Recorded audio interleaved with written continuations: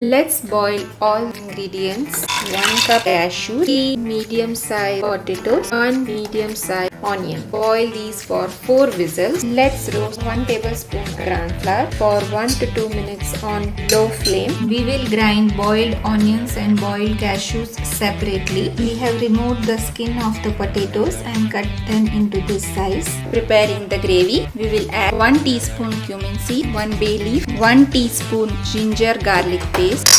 When the ginger garlic paste start giving nice smell, we will add boiled onion paste, boiled cashew paste. Just give it a good mix. 2 cups of water, roasted gram flour. Cook it on low flame for 30 to 40 seconds. Now we will add 1 teaspoon of garam masala and 1 tablespoon of jaggery powder. We will add salt. Add the potatoes and cook it for 1 to 2 minutes so that the gravy gets absorbed by the potato.